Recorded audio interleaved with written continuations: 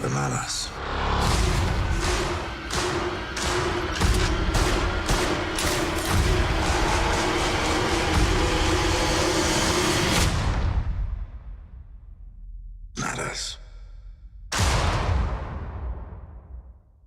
გამარჯობა, ეს გახალთ გმირთა სამყარო, ჩემი სახელია სამარიტელი. დაახლოებით 2 თვე გავიდა მას შემდეგ, რაც განვიხილეთ შურისმაძიებლების საბოლოო ეტაპის ტრეილერი.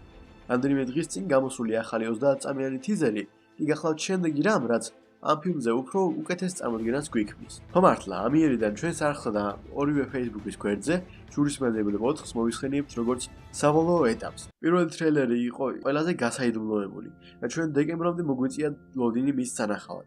და რაც ვნახეთ, იყო ყველაზე მინიმალური რისით ჩვენება შეიძლებოდა ჩვენთვის. ამ ტრეილერის განხილვის ნახვა მაღლა და მარჯვენა კუთხეში დაკლიკებით შეგიძლიათ. აი რაც შეეხება უახლეს კადრებს, რომლებიც მივიღეთ, ამ ძალიან ზრდადი ტემპის მქონე რეკლამიდან, ვფიქრობ, აქ იმაზე მეტია სანახავი, ვიდრე თქვენ წარმოგიდგენიათ. დავიწყოთ როგორც ყოველთვის დასაწყისიდან.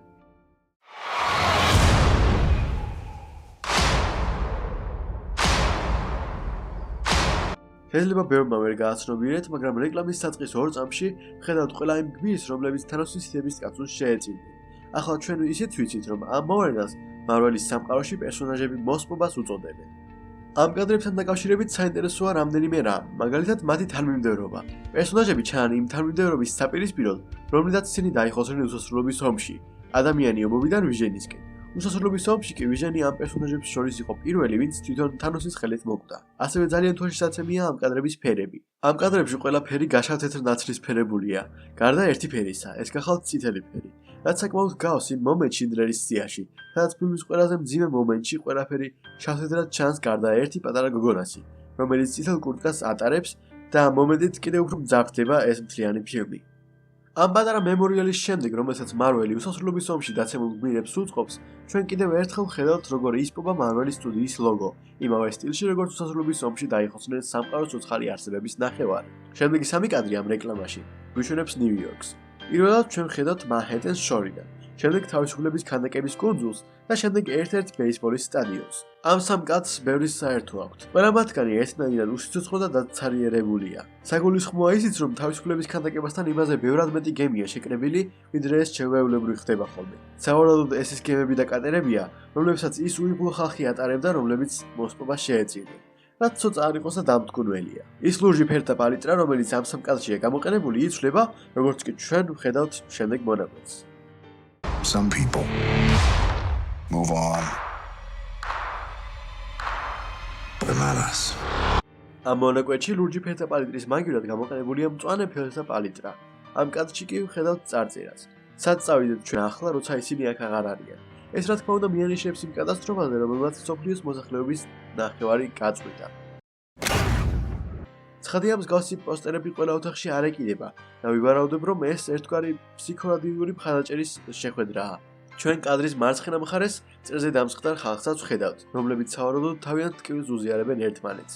შემდეგი კადრით კი იქნება შთაბეჭდილება, რომ ამ ადამიანებიდან ერთ-ერთი გახლავთ ჩვენი კაპიტანი ამერიკა, სტივ როჯერსი, რომელიც ერთი შეხედვით ან ძალზე გაბრაზებულია, ან კბილებში აქვს რაღაც გაჩხერილი. ორივე ერთნაირადაა მოსალოდნელი. ამ კადრებს თან ახლავს კაპიტანის სიტყვები.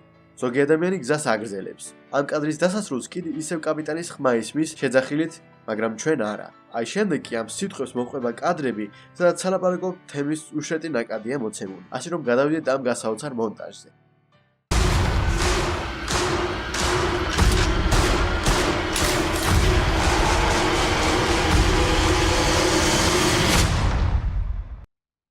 კარგი, ამ მონაკვეთში მართლაც ბევრი რამეა განსახილველი. პირველი და ჩემთვის ყველაზე აღმორთმეველი კადრი ეს გახლავთ, სადაც ვხედავთ, როგორ მუშაობენ ტონი სტარკი და ნებულა ერთდროულად იმისთვის, რომ თავი დააღწიონ გარდაუვალ სიკვდილს ღია კოსმოსში. თუ პირველ ტრეილერში მარველმა თითქმის დაგვაჯერა, რომ არსებობდა შანსი ტონის აქვს სიკვდილისა, ეს კადრი პირდაპირ გვეუბნება, რომ მარველის ლეგენდა ასე მარტივად არ დანებდება. ერთი შეხედვით ამ კადრში ისეთი არაფერი ჩანს. მეც ასე მეგონა, მაგრამ მერე შევამჩნიე ტონი სტარკის რკალური რეაქტორი. საინტერესო ისაა, რომ ეს რეაქტორი უსასრულობის ომში ტონი სტარკს საუნცის გარედან ჰქონდა დამაგრებული. აქ კი ისე ჩანს, თითქოს ეს რეაქტორი მის მკერდშია ისევ ჩამაგრებული. არ ვიცი რამდენადაა ეს მნიშვნელოვანი და საერთოდ არის თუ არა ეს ასე, მაგრამ ვფიქრობ თქვენთვის თქმად მაინც ღირდა. ტონისა და ნებულას საერთო მოქმედებებს მოჰყვება აი ეს კადრი, სადაც ხედავთ შურისმაძებლების დედამიწაზე მყოფ წევრების უმეტესობას. მარცხნიდან მარჯვნივ ჩვენ ხედავთ ნატაშას, სტივს, ბრიუს ბენერს და ჯეიმს როუდს. ჩვენს ყურადღებას პირველ რიგში იქცევს მათი საკმაოდ გაოცებული სახეები. ფაქტია ისინი რაღაცას უყურებენ, ისეთ რაღაცას, რაც სავარაუდოდ ძიდან მოდის. უკვე ძალიან ბევრი ვარაუდი არსებობს, მაგრამ ჩემი აზრით, ორი ყველაზე შესაძლო ვარიანტი გახლავთ ტონისა და ნებულას ჩამოსვლა დედამიწაზე და კაპიტანი მარველის პირველი გამოჩენა. ჩემი აზრით, ორივე შემთხვევა თანაბრად სავარაუდოა. ამ კაცთან დაკავშირებით კიდევ ერთი ის ფაქტია, რომ როუდსა და ბენერს შორის ძალზე დიდი სივრცეა. მარველს აქამდეც ამოუჭრია სხვადასხვა დეტალები ტრეილერებიდან. ბევრი ამბობს, რომ შესაძლოა აქაც ამ 4 პერსონაჟზე მეტი იყოს და კიდევ ერთი პერსონაჟი იდგეს მათ გვერდით. ამ კაცს მოჰყვება კადრი, რომელშიც ვხედავთ როკეტს. ყურადღება მისაქცევია მისი კოსტუმი. ის პირდაპირ კომიქსებიდანაა გადმოტანილი. და უნდა ვაღიაროთ, რომ როკეტს ეს ფორმა ძალიან უხდება. საკითხავია ის, თუ სად არის როკეტი. ის ფონი, რომელიც მის უკანაა, საკმაოდ გავს იმ სანაპიროს, სადაც ჰენკ პიმმა და ჯანეტ ვან დაინმა სახლი ააგეს ადამიანი ჭიანჭველასა და ბზიკის ფილმის დასასრულს. მართალია ეს ფონები იდენტური არაა, თუმცა ეს სრულიად შესაძლებელია. როკეტი შეიძლება ეძებდეს რაიმე ტექნოლოგიას, რომელიც ჰენკისა და ჯანეტის სახლში შეიძლება იყოს დამარული. და ასევე სავარაუდოა, რომ ამ სცენაში სკოტ ლენგიც იყოს. ვინაიდან პირველი სწორედ მას ეცოდინებოდა ჰენკისა და ჯანეტის სახლის მდებარეობა და შესაძლოა ისიც ამოჭრილია ამ სცენიდან. მაგრამ გარდა ამ შესაძლებლობისა, ჩვენ მაინც და მაინც ბევრი მსგავსი ადგილი არ გვაქვს მარველის კინემატოგრაფიულ სამყაროში ნანახი. შემდეგ კადრში ვხედავთ შავ ქვრივს, რომელიც სტივის მსგავსად ძალზე გაბრაზებული ჩანს. ის როგორც ვხედავთ, მიზანში ისვლის მისი საყვარელი გლოკის ტიპის პისტოლეტით. აღსანიშნავია ორი რამ. პირველი გახლავთ ის ტემპი, რომელიც ამ ყველა სცენას მიჰყვება. მისი ორი გასროლაც ამ ტემპს კიდევ უფრო ამძაფრებს და ზოგადად ეს ნელამზარდი აღმატება ძალიან ეფექტურადაა გამოყენებული ამ რეკლამაში. მეორე რამ, რაც ამ სცენაშია გამოსარჩევი, გახლავთ ნატაშას თმები. მას თმები დაწნული აქვს, განსხვავებით ამ სცენიდან, სადაც ვხედავთ, რომ მას ძალიან განსხვავებული და შესაბამით მოკლე თმა აქვს. ასეთივე დაწნული თმები აქვს შავ ქვრივს იმ სარეკლამო ნახატებში, რომლებიც ჯერ კიდევ გასულ შემოდგომას გასაჯაროვდა. ნატაშას სცენას მოსდევს ეს კადრი, სადაც ვხედავთ სკოტ ლენგსა და როუდის, რომლებიც სავარაუდოდ სწრაფად მომავალი კონფლიქტისთვის ემზადებიან. მათი სახეები საერთოდ არ არის წყნარი და ვფიქრობ, სკოტის გამოჩენით როუდისთან ერთად დასტურდება ის, რომ იგი მართლაც იყო ამ სცენაში შურისმაძებლების ბაზის გარეთ. ცნობილია, რომ სკოტს ექნება მნიშვნელოვანი როლი საბოლოო ეტაპში. და სანამ შემდეგ კადრზე გადავალთ, უნდა ავღნიშნოთ როუდის ჯავშანი, რომელიც ოდნავ უფრო განსხვავებულია იმ ჯავშნისგან, რომელიც მას უსასრულობის ომში ეცვა. შემდეგ ჩვენ ვხედავთ თორს და სხვების მსგავსად, მასაც არ აქვს გახარებული სახე. ის უფრო ჩაფიქრებულია ვიდრე გაბრაზებული. შემდეგი მომენტის თორს გვიშვინებს ახლა უკვე უკნიდან. მას ამ კადრში მისი საბრძოლო ტანსაცმელი აცვია და შტორმის მტეხელი უჭირავს ხელში. თუ სად არის იგი ამ მომენტში ძალიან საინტერესოა. პირველი მოსაზრება იყო, რომ ეს ადგილი გახლდათ ტიტანი, თანოსის საბოლოო მისვლის ადგილი უსასრულობის ომის დასასრულს. თუმცა ეს მის ქოხს მაინც და მაინც არ ჰგავს და არც ფონია მაინც და მაინც მსგავსი. მეორე ვარაუდი გახლავთ ვაკანდა, რაც ბევრად უფრო სავარაუდოა, რადგან თორი მართლაც რომ მივიდეს ფილმში თანოსის ქოხში, ვფიქრობ ამას ტრეილერში ჩვენ არ გვაშენებდნენ, რადგან ეს დიდი სპოილერი იქნებოდა. თუმცა შესაძლოა სხვა კადრების მსგავსად ეს კადრიც ბევრ რამეს მალავდეს და ფილმში ეს კადრი სრულიად განსხვავებული იყოს. თორის კადრებს მოჰყვება ქორის თვალა კლინტ ბარტონი, რომელიც როგორც ჩანს, სადღაც ნანგრევებში ან მსგავს ადგილას არის და მას არ აცვია როლინის ფორმა. მეტიც მას ზურგზე ისრებიც აქვს. როგორც ჩანს, ფილმის გარკვეულ მომენტში იგი კვლავ დაუბრუნდება მშვილდოსანის როლს. გამოსარჩევია მისი განსაკუთრებულად აღშფოთებული თმები, თუმცა მე ვის თმებს დავცინი. შემდეგ ჩვენ ხედავთ ვიღაცას, ვინც 99%-ით სტივ როჯერსია. ეს სცენა ამ რეკლამის მეორე ყველაზე მაგარი მომენტია.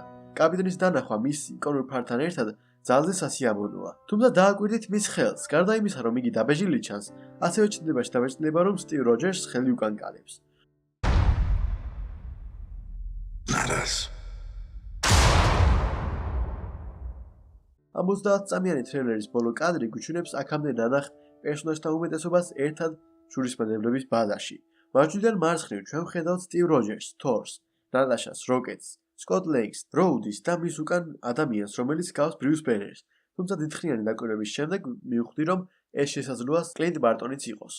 ამ კადრს თან ახლავს კაპიტანის სიტყვები, ჩვენ არა. საინტერესოა თუ რატომ ამბობს კაპიტანი თითქმის ერთსა და იმავე წინადადებას ორჯერ. თქვენ წარმოიდგინეთ, ამაზე უკვე არაერთი თეორიაცაა შექმნილი. თუმცა ჩემი საყვარელი თეორია შემდეგნაირია. კაპიტანი ამ სიტყვებს ორჯერ ამბობს, იმიტომ რომ ეს გახლავთ ორი სხვადასხვა კაპიტანის სიტყვები. ერთი იმის, რომელიცაც ვხედავთ ამ სცენებში და მეორე იმის, რომელიც ვიცით რომ იქნება ამ ფილმში. my god! ახლა როცა ეს მოკლე ტრეილერი განვიხილეთ, უკვე მომივიდა არაერთი ძალზე საინტერესო და დამაინტრიგებელი თეორია, რომლებიც უკვე მზადებაშია. უკვე დასასრულს უახლოვდება ჩვენი ახალი ვიდეო ადამიანი ომობის მეორე ფილმის შესახებ.